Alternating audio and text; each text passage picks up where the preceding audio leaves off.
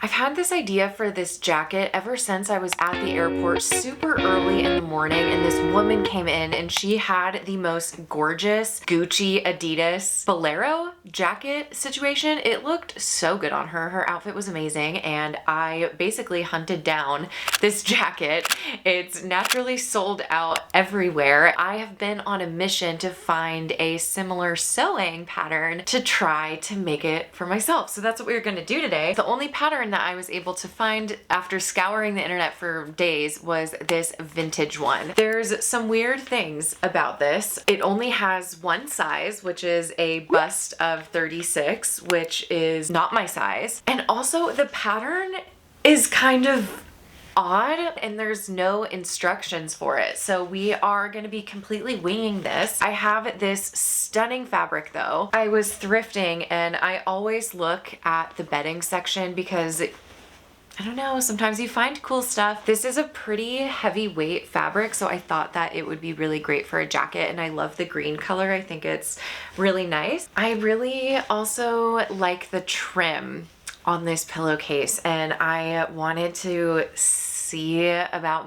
potentially being able to use it somehow. I'm gonna have to seam rip this whole thing open and just make use of all of the fabric because I am definitely concerned about yardage. But I just think this scalloped edge is a nice little detail. So if I can maintain it somehow or use it like in the sleeves or something, that would be cool. Anyways, let's get started.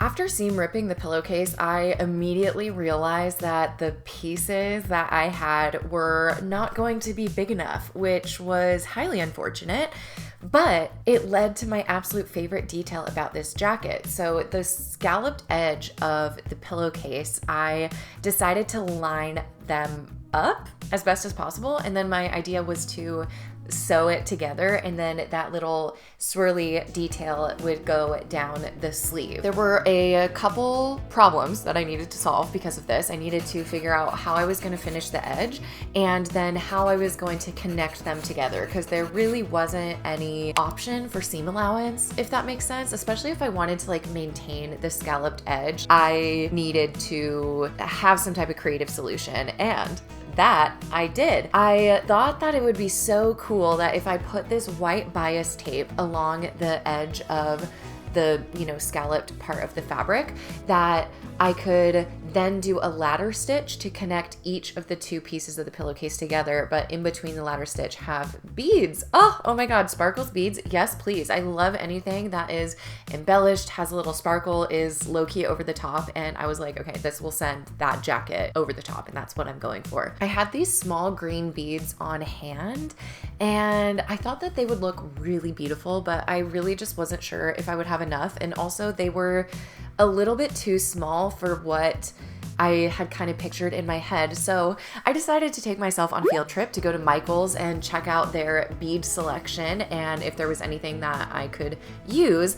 And I did find some beads that I wanted to use. They were these kind of coppery rectangle beads, but there was such a small amount of them like hanging on the shelves in Michael's, and so I got these larger, I don't even know what shape this is, and I thought that I could use those throughout the little beaded section, and that would just kind of give me a little bit more space, and hopefully I wouldn't run out of these little rectangle beads. And then just for fun, I wanted to disappoint myself by the absolute lack of fabric supplies at Michael's, so I went over to that section. We don't even have fabric at ours. I really don't know what I'm gonna do if I'm in a pinch and I need like a fabric. Where do I go now that Joann's is gone? Like, finding these beads was an absolute success. I love the gold color. I feel like it complemented the green really well, and the little ladder stitch that I used worked perfect in connecting these pieces together. And not only were these beads perfect for matching the jacket, but the lining that I planned on using for the jacket matched perfectly. It was this old gold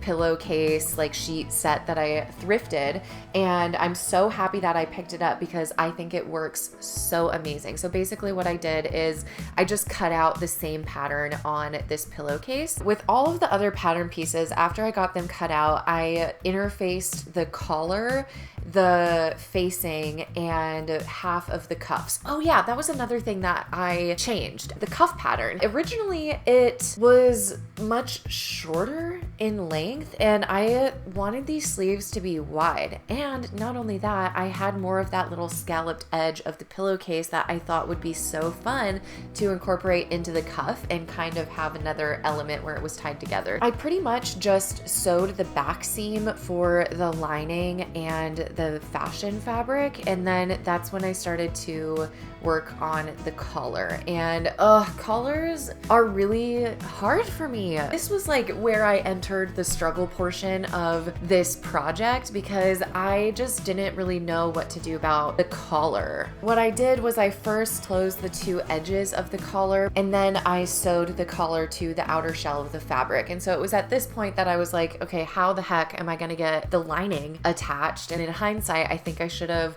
attached the lining to the fashion fabric immediately because it was hard to maneuver like sewing the facing of the jacket together because I had to work with this collar now. It just kept getting in my way, and I did not do a perfect job. After I very badly got the facing sewed to the shell of the jacket, that's when I went ahead and I folded the collar in, then I just did a top stitch across. Very fortunately for me, you can't super tell. This fabric was forgiving in terms of totally hiding my thread. If you were able to see my thread, you would see like what a bad job I did, but you honestly can't really tell. The next thing to do was to just sew the sleeve into the side seam. Once I got the side seams of both the lining and the fashion fabric done, I did a quick little try on, and there was so much extra fabric in the back. And I know that that was like the intention for the original design, was to have it like, you know, just be like a flowy, big, oversized thing. But I just thought like it looked bad, especially with how I wanted to keep the sleeves, or not keep the sleeves.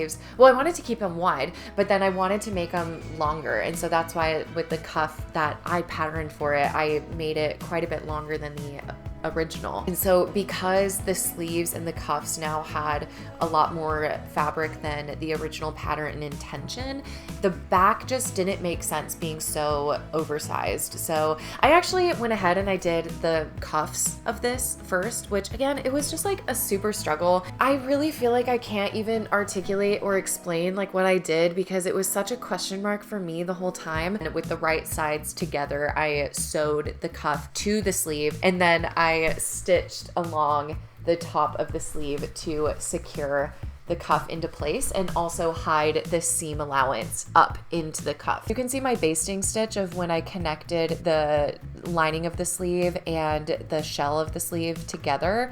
And then I just like tucked it in, and then this part just kind of like folds over. After I got the sleeves all done and I was about ready to do the hem, that's when I was like, okay, we need to get rid of this like extra fabric in the back. So basically I didn't even like try it on. I just like pinned a section of the back of where I wanted the sew line to be, and then I tried it on just to see if it looked fine, and it did. So I basically just kind of sewed a straight line down that cut off like a good amount of the fabric from the back. It totally helped this jacket. I feel like the back fits so much better. And then what I did next was just use the bias tape to hem the jacket as well. The very last thing that I did for this jacket was I put on some buttons.